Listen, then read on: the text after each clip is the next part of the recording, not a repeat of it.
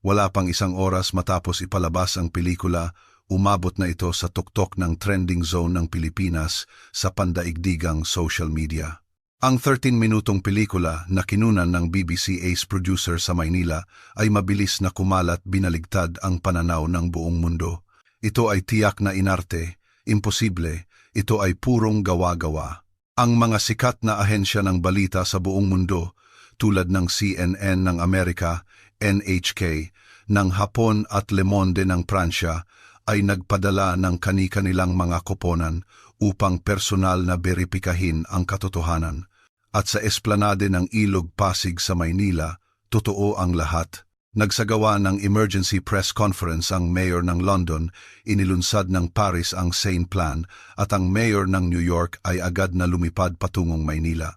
Ngunit ano nga ba ang nangyari sa tabi ng Ilog Pasig? Bakit nakatuon ang mata ng buong mundo sa maliit na ilog na ito? Ako si Olivia Hawthorne at nagtatrabaho ako bilang crime documentary producer sa BBC sa loob ng 15 taon. Nakapanayam ako sa loob ng pugad ng Sinaloa Cartel sa Mexico. Nagulat ako ng engkwentro sa mga slum ng Rio de Janeiro sa Brazil. Sinubaybayan ko ang mga serial murder case sa Johannesburg, South Africa at idinukumento ang mga gang war sa Tegucigalpa, Honduras. Saan man ako pumunta, laging may kasama akong bodyguard. Hindi ako makakilos ng walang suot na bulletproof vest, kahit ang pagtingin sa labas ng bintana ng hotel ay puno ng panganib. Sa loob ng 15 taon ng paglalakbay sa mga ganitong lungsod, naugat sa aking puso ang isang paniniwala: ang kalikasan ng tao ay likas na barbarik at mas malaki ang lungsod, mas mapanganib ito. Gayunpaman, noong nakaraang tagsibol, isang kagiliw-giliw na paksa ang lumabas sa editorial meeting ng BBC. I-expose natin ang katotohanan tungkol sa mga ligtas na lungsod sa Asya, sabi ng executive editor na si Robert. Olivia, ikaw ang pinakaangkop na tao upang patunayan kung ang mga lungsod tulad ng Singapore at Maynila ay talagang ligtas o kung sila ay nagpapanggap lamang na payapa sa pamamagitan ng mahigpit na pagbabantay. Kalmado akong sumagot. Ang huli siyempre, sa sandaling puno ng surveillance camera at mahigpit na binabantayan ang mga mamamayan sinuman ay maaaring magkunwari na ligtas. Ang dahilan kung bakit ko pinili ang Maynila bilang unang lugar ng pagkuha ng pelikula ay napaka-espesyal. Ito ay dahil sa isang video na nakita ko online. Sa isang lugar na tinatawag na Esplanade ng Ilog Pasig bandang 2:00 ng madaling araw, isang batang babae ang mag-isang nag-jogging. May suot siyang headphone, may hawak na cellphone, at wala man lang senyales ng pag-iingat. Ang mga komento sa ilalim ng video ay nagkaisa. Hindi ka pani-paniwala. Paano ito nangyari? Sigurado akong ito ay planado o ito ay isang lugar na napakahigpit na kontrolado. Siguro parang Pyongyang ginawa lang para sa mga dayuhan. Ang aking katuwang sa pagkuha ng pelikula ay si Rafael Dubois, isang bihasang cameraman mula sa Orlando na nakasubaybay sa Eastern European Mafia sa loob ng mahigit 10 taon. Rafael, narinig mo na ba ang Ilog Pasig sa Maynila? Iyon bang lugar na sinasabing ligtas kahit gabi, gawa-gawa lang? Nakakatawa. Kahit ang mga lungsod na pinalalabas na maganda ay may mga turista na nanakawan, nagbiro kami habang naghahanda ng kagamitan. Ilang kamera sa tingin mo ang mayroon doon? 2,000. Siguradong may pulis na nakatayo bawat 10 metro at malamang na parang mga taga-Hilagang Korea ang mga mukha ng mamamayan biro ni Rafael. Isang araw noong Hunyo dumating kami sa Ninoy Aquino International Airport. Pagkatapos naming dumaan sa immigration, nangyari ang unang kakaibang bagay. Isang airport staff ang lumapit sa amin at nagtanong sa matatas na Ingles, "Kayo ba ang taga-BBC? Kailangan ba ninyo ng tulong para sa pagkuha ng pelikula?" "Salamat, hindi na po. Kaya na namin." Sige. Kung pupunta kayo sa Ilog Pasig, mas maganda kung gabi. Mas maraming tao at mas masaya. Sandali kaming nagtinginan ni Rafael. Mas maraming tao kung gabi. Kadalasan sa mga mapanganib na lungsod kabaligtaran ang payo. Ligtas ba doon? Tanong ko pabalik. Ang staff ay mukhang naguguluhan. Ligtas. Siyempre ligtas, Pasig River Esplanade iyon.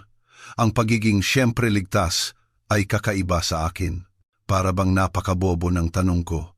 Sumakay kami sa taxi mula sa airport papunta sa hotel. Ang driver ay mukhang nasa 60 taong gulang.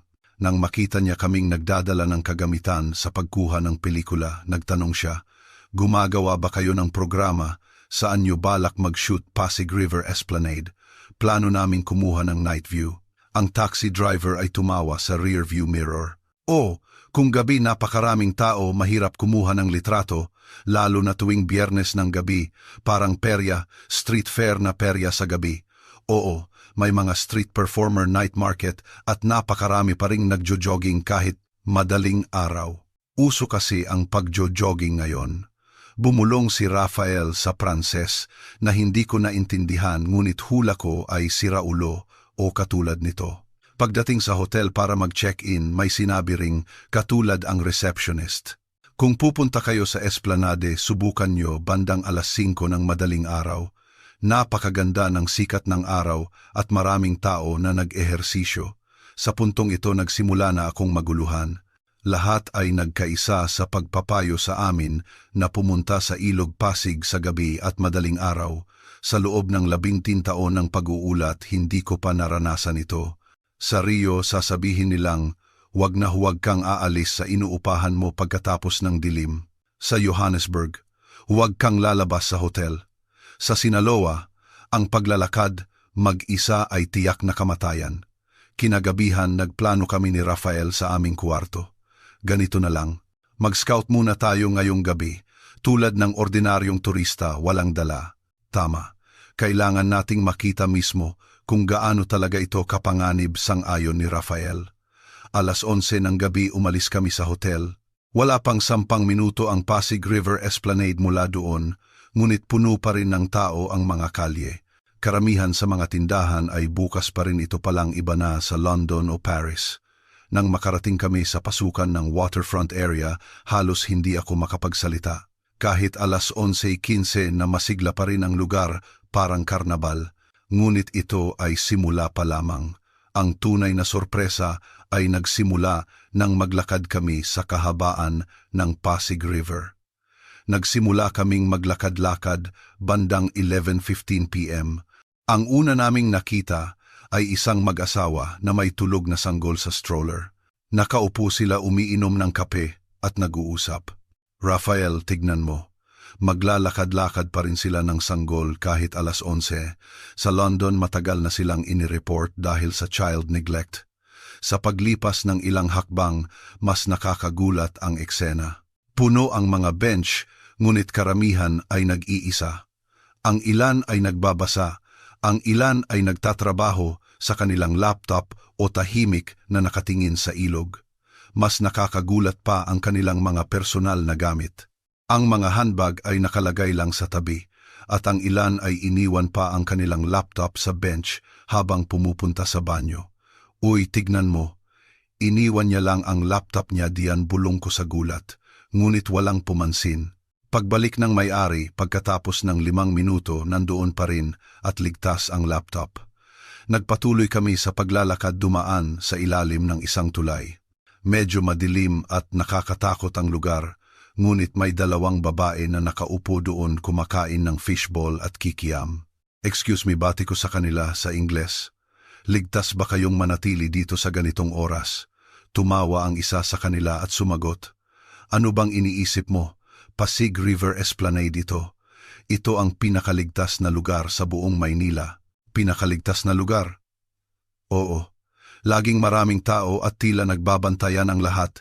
Kahapon lang nahulog ang wallet ko at may lolo old man na humabol sa akin para ibalik ito." Si Rafael ay mukhang dismayado, nagsisisi na hindi niya dinala ang kanyang kamera. Paglampas ng hating gabi, patuloy ang pagdagsa ng tao. Ang mas nakakagulat ay nagsimula kaming makakita ng isa-isa na mga babaeng nagjo-jogging. May suot silang headphone, naka-fit na sportswear at walang anumang senyales ng pag-iingat. Nagdesisyon akong lumapit at kausapin ang isa sa kanila na mukhang nasa 30s. "Excuse me, Hindi ka ba natatakot na mag-jogging mag-isa sa ganitong oras? Tinanggal niya ang headphone at nagtanong pabalik-takot. Bakit ako matatakot? Dahil gabi na at mag-isa ka. Dayuhan ka siguro ano. Mas komportable mag-jogging dito sa madaling araw. Malamig ang panahon at marami pa ring tao. Wala pa akong nakakaharap na anumang panganib. Ngumiti siya sa akin at tumakbo palayo. 1:00 ng madaling araw pumasok kami sa isang convenience store. May kakaibang tanawin sa labas ng pinto. Isang kakanin rice cake stand na walang nagbabantay. Mayroon lamang menu at isang cash box na nakalagay doon. Totoo ba ito? Naguguluhang tanong ni Rafael. Tinanong namin ang student intern sa tindahan at ang sagot ay, nagbibilang ang lahat ng sarili nilang pera at naghuhulog. Kung minsan, kapag walang barya, babayaran nila ito sa susunod na balik nila. Wala bang nagnanakaw? Mahigit 1 taon na akong nagtatrabaho dito at wala pa akong nakita. 2:00 ng madaling araw, buhay pa rin ang Pasig River Esplanade. May mga office worker na nakaupo sa bench kumakain ng instant ramen. May mga rider ng motor na dumadaan at may mga matatandang mag-asawa na magka-holding hands habang naglalakad-lakad. Ang pinaka-nakakagulat sa lahat, wala man lang kaming nakitang kahit isang pulis. Sa loob ng 15 taon, bawat ligtas na lungsod na napuntahan ko ay pinananatili ng police presence. Ngunit dito iba. 3:00 ng madaling araw bumalik kami sa hotel. Sabi ni Rafael Olivia, ano ba talaga ang nakita natin? Hindi ko alam, Rafael, pero bukas kailangan nating dalhin ang kamera at kunan ang lahat. Hindi ako nakatulog ng gabing iyon. Ang paniniwalang binuo ko sa loob ng 13 taon ay nayayanig. Kung ang kalikasan ng tao ay mabuti, kung maaari tayong magtiwala sa isa't isa, kung gayon ang isang malaking lungsod ay maaari ring maging ligtas. Kinaumagahan, nagdesisyon akong ganap na simulan ang pagkuha ng pelikula. Ang resulta ay mas nakakagulat kaysa sa nakita namin noong nakaraang gabi.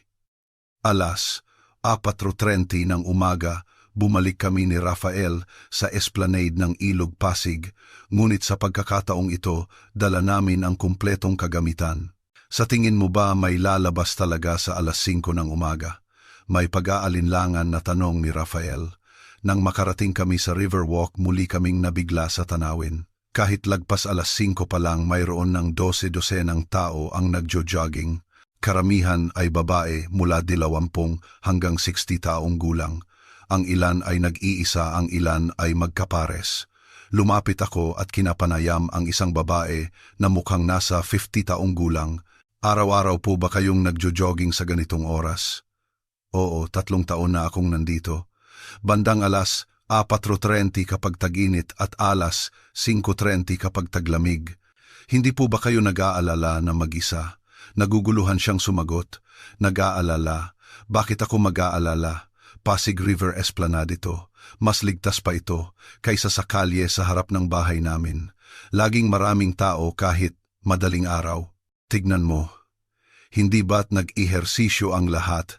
Nagbabantayan pa nga kami sa isa't isa. Ang linyang, nagbabantayan pa nga kami sa isa't isa ang susi. Habang nag-shoot si Rafael, tumingin ako sa paligid. May kakaiba talaga. Tila walang pakialam ang mga tao, ngunit sabay-sabay, tila nagmamasid sila sa isa't isa sa gilid ng kanilang mata. Yumuko ang isang batang babae para itali ang sintas ng sapatos at nahulog ang kanyang headphone. Pinulot ito ng isang kuya older brother na dumaan at iniabot sa kanya. Isang ate older sister ang nag-iwan ng kanyang water bottle sa bench at nag-ehersisyo, walang pumindot sa gamit niya. 6:00 ng umaga, isang mas nakakagulat na tanawin ang lumitaw. Sa iba't ibang sulok ng esplanade, nagsimulang magtipon ang mga grupo para mag-ehersisyo. May tai chi, line dancing at yoga. Walang guro, walang bayad. Nagtipon lang ang mga tao ng natural. Sa isang grupo ng tai chi, isang lolo na lampas 70 anyos ang kumaway, senyales na sumali ako. Hindi po ako marunong, sabi ko kumakaway. Ayos lang. Sumunod ka lang, sabi ng isang manang older woman na nag-translate sa Ingles. Sa huli napilitan akong gayahin ang mga galaw nila nang wala sa tono, ngunit nagpalakpakan ang lahat. Sabi ni Rafael sa akin, ito ang unang beses na nakita kitang tumawa ng ganyan sa loob ng 15 taon. Pagdating ng rush hour, nag-iba na naman ang Pasig River Esplanade. Ang mga office worker na nakasuit ay naglalakad ng hindi nagmamadali, may hawak na kape. Halos walang mukhang nagmamadali. Tila lahat ay nag-enjoy sa kapaligiran. Tinanong ko ang isang lalaking mukhang empleyado ng bangko, araw-araw po ba kayong naglalakad sa Ilog Pasig papunta sa trabaho? Opo. Maaga akong bumababa ng isang istasyon ng tren para lang makalakad dito. Ito ang magandang simula ng araw. Dahil ba ligtas dito? Ligtas, oo, pero higit sa lahat ang daming tao. Ramdam ang enerhiya. Pagdating ng 3:00 ng hapon, oras na ng uwian at nag-iba na naman ang esplanade. Mga grupo ng mga high school student ang nagtitipon. Ngunit walang naninigarilyo. Nakaupo sila nagkukuwentuhan at kumakain ng snack na binili sa convenience store. Kinausap ko ang isang grupo ng mga estudyanteng babae. Madalas ba kayong pumupunta dito pagkatapos ng klase? Oo, halos araw-araw. Magandang lugar ito para makipagchika sa mga kaibigan. Hindi ba nag-aalala ang mga magulang ninyo? Bakit sila mag-aalala Pasig River Esplanade ito? Sabi pa nga ng nanay ko, madalas din daw siyang naglalaro dito noong bata pa siya. Pagdating ng evening rush hour, napakasigla ng Pasig River Esplanade. Ang mga office worker ay nakaupo sa mga bench, may hawak na beer at street food. May mga live music performance sa iba't ibang lugar.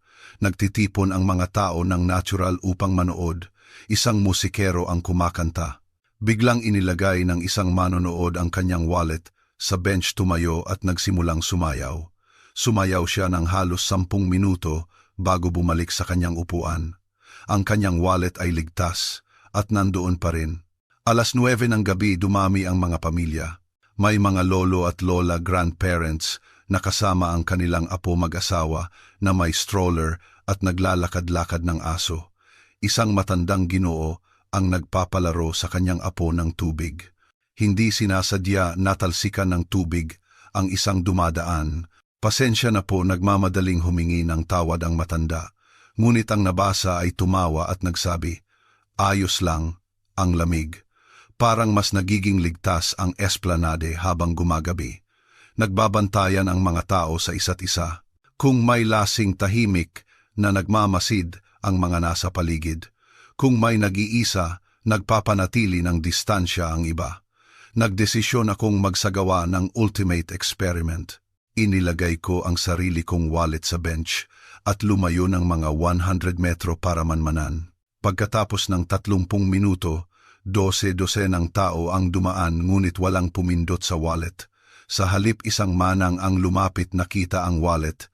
Tumingin siya sa kaliwa at kanan at inilipat ang wallet sa loob ng bench, siguro ay para hindi ito mahulog. Nang bumalik ako para kunin ang wallet, sumigaw ang manang mula sa malayo, ate, ingat sa wallet mo ha. Ligtas man dito, kailangan mo pa ring mag-ingat. Sa sandaling iyon naintindihan ko, ang mga tao rito ay itinuturing ang isa't isa bilang pamilya. Nang sandaling iyon, isang turista ang lumapit sa akin at nagbahagi ng mas nakakagulat na kwento. Ang turista ay isang Pranses na photographer na nagngangalang Marie. Ikaw ang BBC producer, di ba? Matagal ko na kayong napapanood mag-shoot. Oo, gumagawa ako ng 21-hour time-lapse dito sa loob ng 3 araw. May nakita akong napakagulat. Ano ipapakita ko sa iyo? Ipinakita niya sa akin ang isang time-lapse na video ng esplanade ng Ilog Pasig na nakakompress sa 3 minuto. Tignan mo, mula 4:00 ng umaga ng isang araw hanggang 4:00 ng umaga ng susunod na araw, walang oras na walang tao, walang patid. Totoo ito. Kahit sa pinakamadilim na oras, 3:00 hanggang 4:00 ng umaga, laging may hindi bababa sa 20 tao. Sa Paris, wala ng tao pagkatapos ng 2:00 ng madaling araw, iyon ang pinakapanganib na oras. Paliwanag ni Marie, ang mas kakaiba ay patuloy na nagmamasid ang mga tao sa isa't isa, hindi nakatitig kundi parang nagbabantayan. Kinaumagahan, sinunod ko ang payo ni Marie at gumawa ng isa pang eksperimento. 10 ng umaga nagkunwari kami ni Rafael na nag-aaway ng malakas sa Riverwalk. Nagmumura kami sa Ingles, nagpapanggap na galit na galit.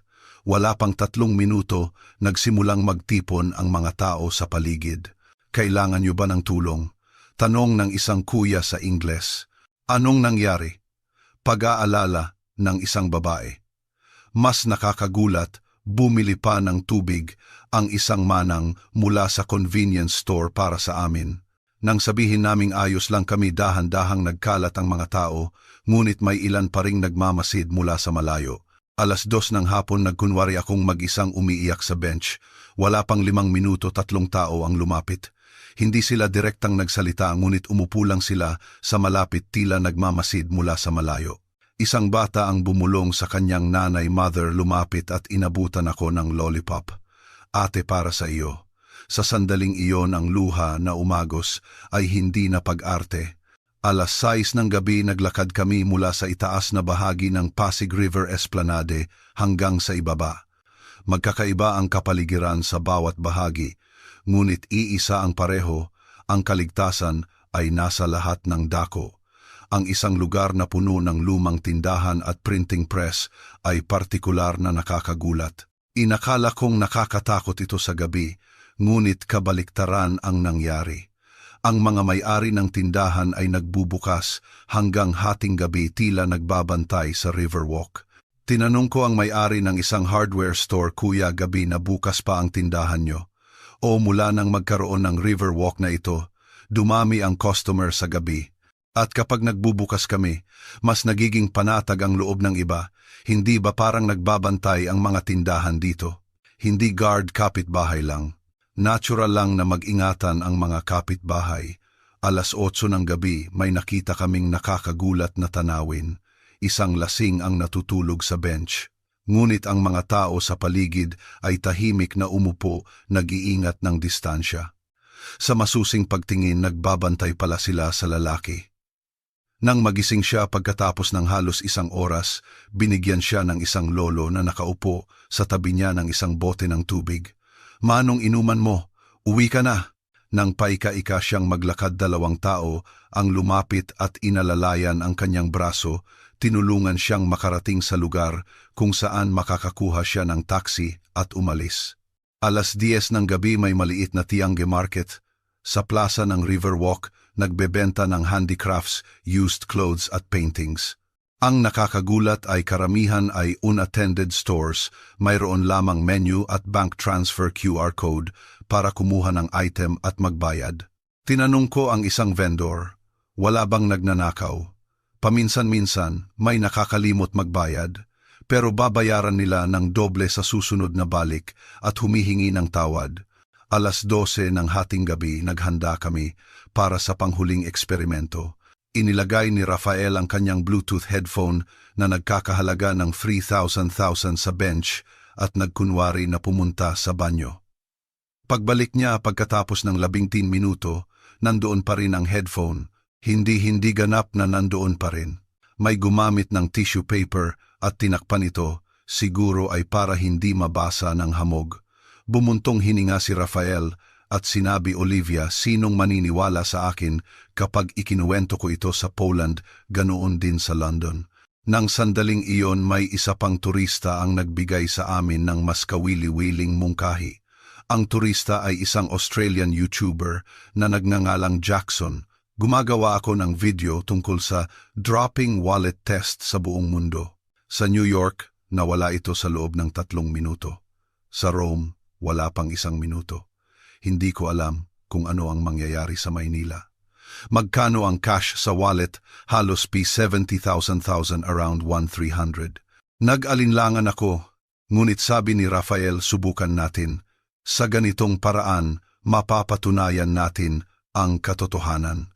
Kinaumagahan 2:00 ng hapon, sinimulan namin ang eksperimento sa tabi ng tulay sa Pasig River Esplanade kung saan pinakamaraming tao. Nagkunwari si Jackson na nahulog ang kanyang wallet at naglakad palayo nang walang pakialam. Lihim kaming nag-shoot mula sa 50 metro. Wala pang 30 segundo napansin ng isang babae ang wallet. Sir, Sir, sinubukan niyang tawagin si Jackson, ngunit nagkunwari itong hindi nakarinig at nagpatuloy sa paglalakad. Bigla tumakbo siya. Kahit naka-high heels, tumakbo siya ng mabilis. Sir, ang wallet mo. Pagkatapos habulin ng halos 100 metro, naabutan niya at hinawakan ang braso ni Jackson. Nahulog mo ang wallet mo. Nagpasalamat si Jackson at sinubukang bigyan siya ng P1000 bilang tip, ngunit kumaway siya at tumanggi. Wala iyon. Dapat lang, sa susunod mag-ingat ka. Ang pangalawang eksperimento ay alas 7 ng gabi sa rush hour. Sa pagkakataong ito, nagdesisyon akong ako mismo ang gagawa. Nahulog ko ang wallet na naglalaman ng 50,000 na cash. Mas mabilis ito ngayon. Wala pang 10 segundo narinig ko ang sigaw mula sa likod, "Miss ang wallet." Isang middle-aged man ang nag-abot sa akin ng wallet at sinabi, "Ang dami mong cash. Mag-ingat ka. Ligtas man dito, hindi ka dapat maging kampante."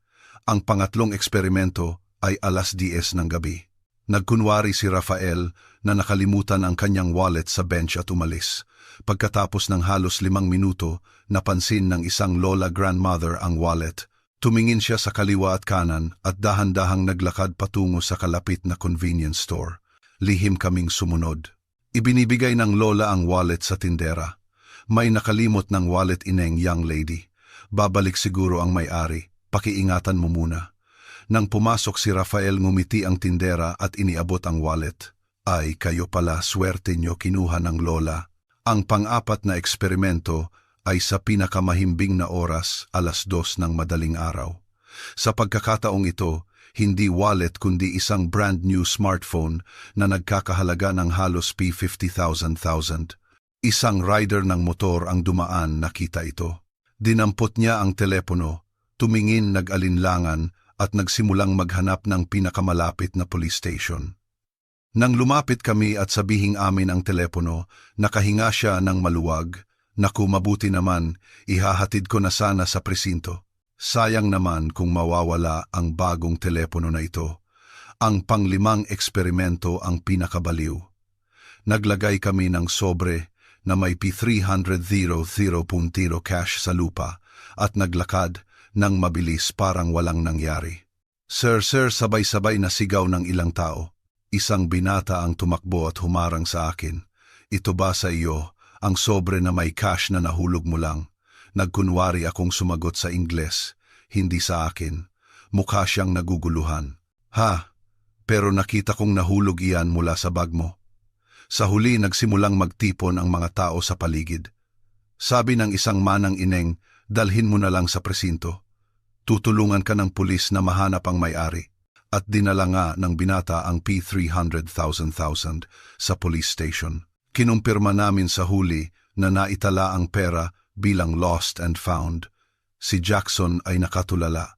Sinubukan ko sa 15 bansa. Maynila lang ang tanging lugar na 100% na naibalik ang nawawalang item. Nang gabing iyon, umiinom kami ng beer sa Pasig River Esplanade. Sabi ni Rafael, "Sa wakas, naintindihan ko. Ang dahilan kung bakit naglalakad ang mga tao sa gabi ay hindi dahil ligtas dito, kundi dahil nagtitiwala sila sa isa't isa." Nang sandaling iyon, isang binata mula sa Pilipinas na nakaupo sa kabilang bench ang tila nakarinig ng aming usapan. Lumingon siya at nagsabi sa Ingles, "Iyan manong ang sikreto ng Ilog Pasig. Nag-iingatan kami sa isa't isa, ngunit ito ay simula pa lamang. Ang tunay na nakakagulat ay mangyayari bukas." Kinaumagahan, alas 4, mag-isa akong naglalakad sa Pasig River Esplanade. Nagpapahinga pa si Rafael sa hotel. Pumasok ako sa isang De Leon 4-hour convenience store. Sa likod ng counter ay isang dalagang nagtatrabaho. Ang pangalan sa kanyang name tag ay Maria. "Mag-isa ka lang nagtatrabaho?" Tanong ko. "Opo, mag-isa ako sa graveyard shift." "Hindi ka ba natatakot?" Ngumiti si Maria at umiling. "Hindi po talaga. Mas mabait pa nga ang mga customer sa madaling araw." "Marami pa rin bang customer kahit madaling araw?" "Opo. May mga nagjo-jogging, mga taxi driver at mga office worker na umuwi. Iba-iba. Biglang may pumasok na lalaking mukhang lasing sa tindahan. Paika-ika siyang naglakad patungo sa cooler. Agad akong kinabahan ngunit kalmado si Maria. Ay Manong Ben, lasing na naman kayo aray Ineng Maria, pasensya na. Pakikuha ako ng anti-hangover drink. Sige po. Nang magbayad ang customer, nagbigay siya ng dagdag na P100. Tip, ang hirap magtrabaho sa ganitong oras. Hindi ko po matatanggap Manong. Ingat po sa pag-uwi. Pagkaalis ng customer, nagtanong ako, regular customer po ba siya? Opo, siya ang may-ari ng printing press sa malapit. Halos gabi-gabi siyang nandito pero hindi naman nagdudulot ng gulo. Pero ang mga lasing, mapanganib pa rin hindi ba? Sabi ni Maria na may seryosong ekspresyon sa loob ng 2 taon na pagtatrabaho ko rito, isang beses lang ako nakaranas ng talagang nakakatakot. Ano?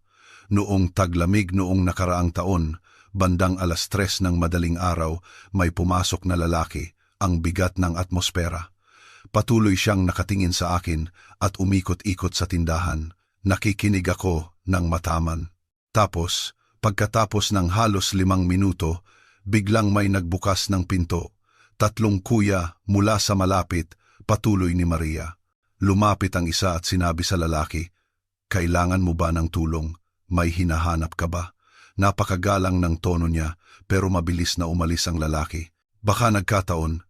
Hindi po. Nalaman ko lang na nagmamasid pala ang mga kuya sa monitor. Nag-aalala ang mga may-ari ng tindahan sa malapit dahil mag-isa akong babae na nagtatrabaho sa madaling araw. Biglang bumukas muli ang pinto ng convenience store. Isang manang na nasa 50s ang pumasok. Maria, isang kape. Ay dayuhan pala. Nagbabakasyon ba kayo? Nang sabihin kong BBC producer, ako agad siyang nasabik. Wow, lalabas sa TV. Ang galing ng Ilog Pasig namin, di ba? Pinakaligtas sa buong mundo. Bakit po kayo sigurado? Kasi kami mismo ang gumawa niyan eh. Hindi gobyerno. Kami mismo ang nag-iingat sa isa't isa. Nagpakilala ang manang at sinabing siya si Aling Tess, may-ari ng isang karinderya sa malapit sa loob ng 35 taon. Dito na ako nakatira bago pa man nagkaroon ng Riverwalk na ito. Dati medyo delikado rin dito. Pero nang magkaroon ng boardwalk, nagbago ang mga tao. Paano nagbago? Nagsimula kaming ituring ang isa't isa bilang pamilya. Araw-araw nag-ehersisyo kami, naglalakad-lakad, nagkikita-kita. Sa katagalan, nagiging pamilyar kami. Kahit hindi namin alam ang pangalan, alam naming, taga rito iyan. Nagkuwento si Aling Tess ng isang nakakagulat. Noong 1 taon bandang 1:00 ng madaling araw, may isang rider ng motor ang nadulas sa hagdan at nasprain ang bukong-bukong. Hindi siya makatayo. Wala pang 10 minuto nagdagsa ang tao para tumulong. May doktor na nagjo-jogging tumulong sa first aid. May taxi driver na nag-alok na ihatid siya sa ospital. May tumulong pa na ipasok ang motor niya sa ligtas na lugar. 3:00 ng madaling araw. Oo. May tao, bati 4 oras ang Ilog Pasig Esplanade. Nagdagdag si Maria. Naranasan ko rin po ang katulad. Minsan sumasakit ang tiyan ko, halos mahimatay na ako. Isang customer ang lumapit at tumulong sa counter. May iba pang tumakbo sa botika para bilhan ako ng gamot. Tanong ko, kahit stranger? Walang stranger sa Pasig River Esplanade. Sagot ni Maria. Lahat kami kapitbahay. Dagdag ni Aling Tess. Siguro hindi naiintindihan ng mga dayuhan. Sa simula ganyan din kami. Pero ang araw-araw na pagkikita ay lumilikha ng koneksyon at ang matagal na koneksyon ay nagiging pamilya. 5:00 ng umaga nagsimulang magdatingan ang mga nagjo-jogging. Ineng Maria, kapit lang ha. Ang sipag, gusto mo ng mainit na kape. Magiliw na bumati ang mga dumadaan kay Maria. Sabi ni Maria sa akin, kita mo, sila ang nag-iingat sa akin. Naniniwala ako na kung nasa panganib ako, agad silang tatakbo para tulungan ako. Ang lakas ng loob mo. Noong 1 taon nagkunwari akong sumigaw. Wala pang 30 segundo 10 tao ang tumakbo para tignan ako. Pinagalitan pa nga ako dahil sa biro. Pero kahit napagalitan, masaya pa rin ako dahil marami ang nagmamalasakit. Nang aalis na ako sa tindahan, sabi ni Maria, ate, Alam mo na siguro ang sikreto ng Ilog Pasig, pagmamahalan. Ang pagmamahalan namin sa isa't isa ang nagpapaligtas sa amin. Paglabas ko, nagsisimula ng sumikat ang araw. Daan-daang tao ang nag-ehersisyo sa esplanade ng Ilog Pasig. Lumapit ang isang lolo at inabutan ako ng bote ng tubig. Dayuhan ka ba? Ang aga mong lumabas inuman mo ng tubig. Ang init at humidity sa Pilipinas. Sa sandaling iyon na pagtanto ko, dito nagmamalasakit ang lahat sa isa't isa. Ngunit wala ba talagang krimen? Ano ang masasabi ng pulis? Ang police station ng Sampaloc, Maynila, na wala pang 10 minutong lakad mula sa Pasig River Esplanade. Nakilala namin ang Chief Inspector na si Generoso Lim sa kanyang opisina. Suot niya ang kaswal malayo sa inaasahan ko. Walang tie, ordinaryong polo shirt lang.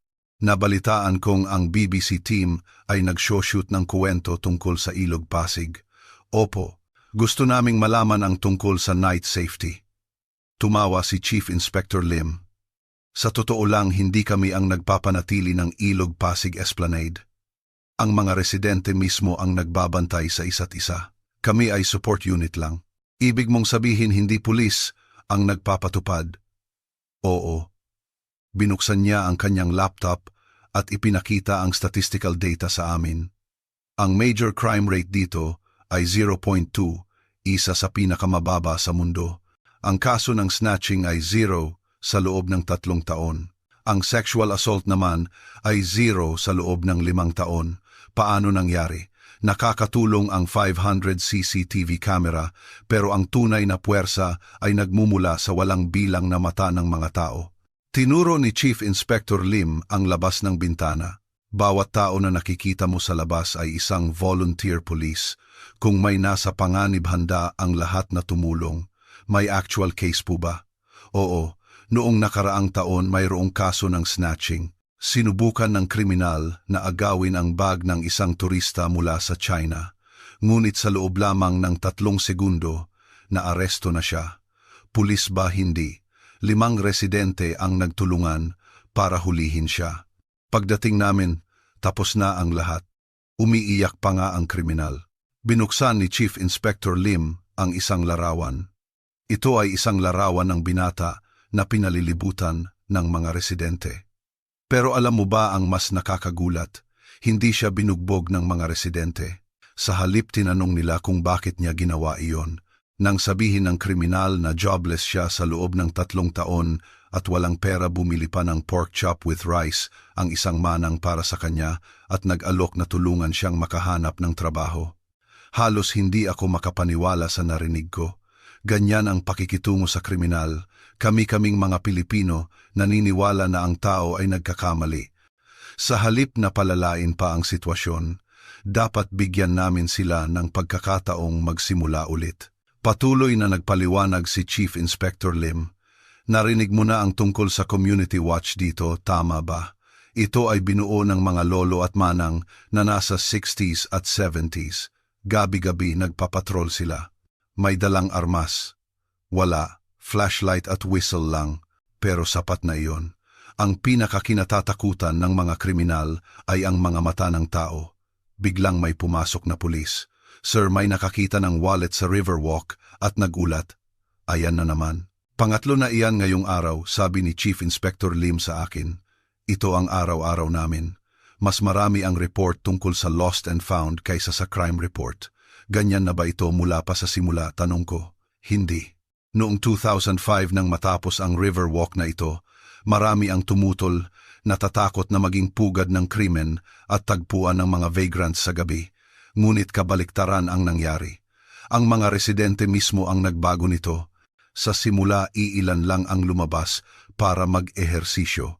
Nang makita ng iba, sumunod na rin. Kapag marami ang tao, nagiging ligtas na natural. Tumayo si Chief Inspector Lim. Halika, ipapakita ko sa inyo mismo. Naglakad kami patungo sa Pasig River Esplanade. 3:00 ng hapon ng isang weekday, dapat ay tahimik na oras, ngunit marami ang tao. Nakikita mo ang lolo na iyon. Tinuro ni Chief Inspector Lim ang isang matanda na nakaupo sa bench. Siya ay isang retiradong mayor. Araw-araw sa parehong oras, 4 na oras siyang nandoon. Bakit? Sabi niya, nagbabantay siya. Wala siyang ginagawa pagkatapos magretiro, kaya tumutulong siya para panatilihin ang kaligtasan dito. Pagkalipas ng ilang hakbang may isa pa kaming nakita. Iyan ang dating school principal. Lumalabas siya tuwing uwian ng mga bata para tignan kung may mga bata na nalilihis ng landas. Talaga bang nakikialam siya?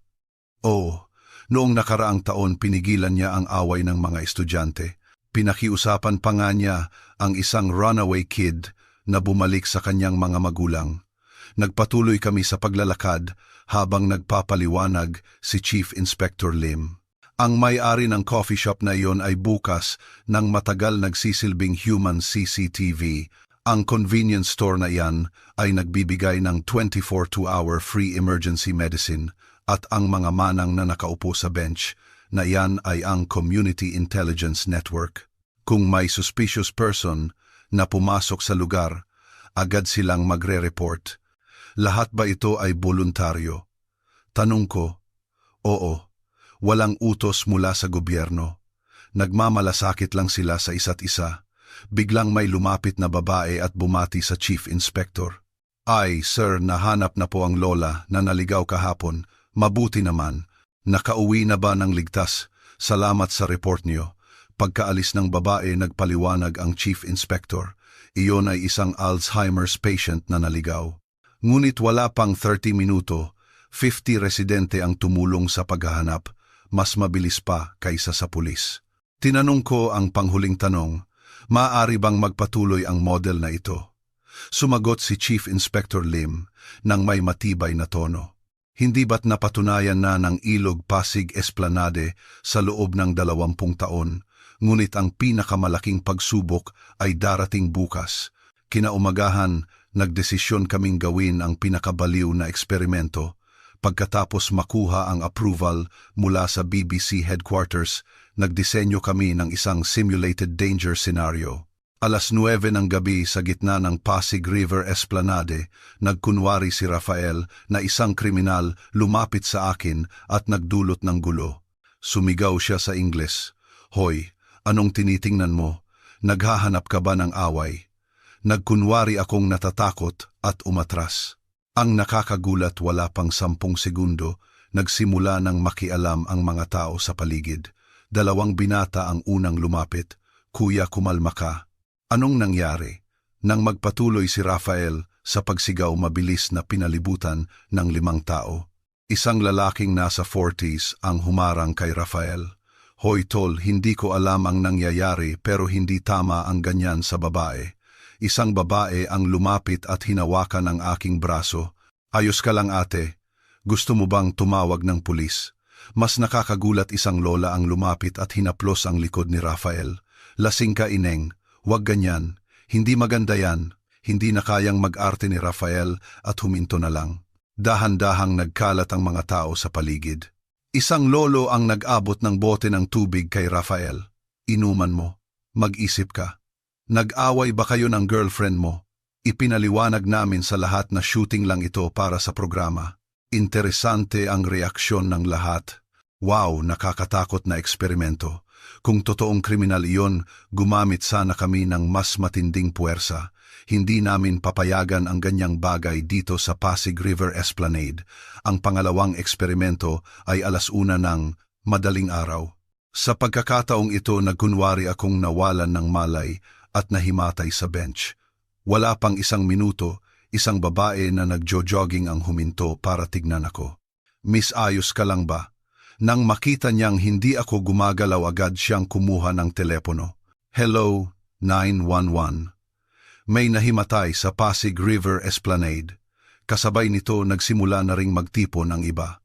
Isang lalaki ang lumapit at tinignan ang pulso ko. Ang isa naman ay nagtanggal ng jacket at ipinatong sa akin. Malamig. Baka magkasakit. Sa loob ng 3 minuto, halos 10 tao na ang nagtipon. Pinalibutan nila ako parang human shield. Nang bumangon ako at ipinaliwanag ang sitwasyon, nagreklamo ang isang manang. Ay, nakakagulat. Akala ko totoo, ngunit pagkatapos tumawa siya at sinabing, "Pero mabuti na lang at ayos ka. Ang pangatlong eksperimento ang pinakabaliw. 3:00 ng madaling araw ang pinakatahimik na oras. Nagkunwari si Rafael na isang snatcher inagaw ang bag ko at tumakbo, tulong snatcher. Sumigaw ako ng malakas. Sa sandaling iyon, isang hindi kapani-paniwalang bagay ang nangyari.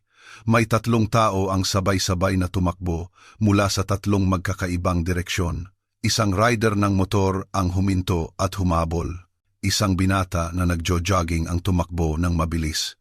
Maging ang tindera ng convenience store ay lumabas para tumulong. Hindi umabot sa 20 metro ang takbo ni Rafael bago siya napalibutan. Hinto.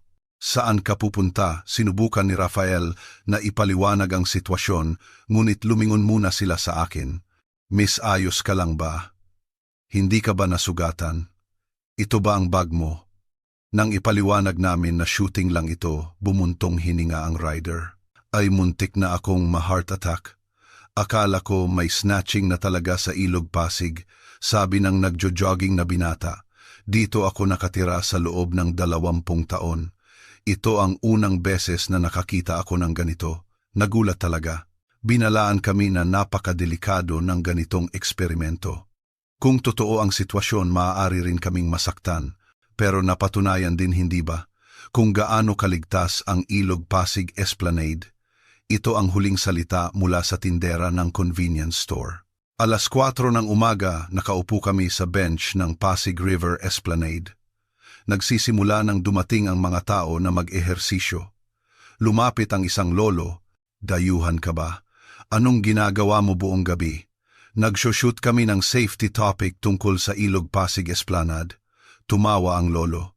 Kaligtasan. Hindi na kailangang i-shoot iyan. Ligtas naman talaga ito. Bakit kaya ganoon kaligtas? Nag-isip ang lolo at sumagot, kasi nagtitiwala kami sa isa't isa. At nagtatrabaho kami para panatilihin ang tiwalang iyon. Kailan nagsimula iyan? Siguro mula nang magkaroon ng river walk na ito. O baka mas matagal pa. May pusong Pinoy na kami mula pa noon. Ipinakita lang ng Ilog Pasig Esplanade ang damdaming iyon ng mas malinaw. Tumayo siya at nag-iwan ng isang pangungusap. Pagbalik mo sa inyong bansa, huwag mong kalimutang sabihin sa iba, ang Ilog Pasig na ito ay hindi binuo ng teknolohiya kundi ng puso ng tao. Nagsimulang sumikat ang araw.